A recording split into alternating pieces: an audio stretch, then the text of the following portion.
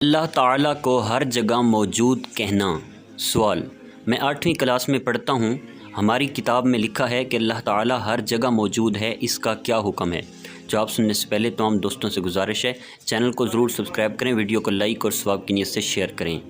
جواب: عقیدہ یہ ہے کہ اللہ عز و جل جگہ اور جہت وغیرہ سے پاک اور منزہ ہے، کیونکہ جگہ میں وہ ہوتا ہے جس کا جسم ہو، جبکہ اللہ تبارک و تعالی جسم سے پاک ہے، لہذا اللہ سبحانہ و تعالی کو کسی جگہ میں موجود ہونے کو متعین کرنا یا اس کے لیے جہت اور سمت یا جسم و اعضاء ثابت کرنا کفر ہے، اور اس طرح کہنا کہ اللہ ہر جگہ موجود ہے کلمہ کفر ہے کہ اس میں اللہ عز و جل کے لیے مکان ماننا ہے، جبکہ اللہ عز و جل مکان سے پاک ہے۔ اسی طرح اللہ ہر جگہ موجود ہے کہنے والے پر لازم ہے کہ اس کلمہ کفریہ سے توبہ کرے، تجدید ایمان کرے اور شادی شدہ ہونے کی صورت میں تجدید نکاح بھی کرے۔ واللہ اعلم ورسولہ اعلم عز و جل، صلی اللہ تعالی علیہ وآلہ وسلم۔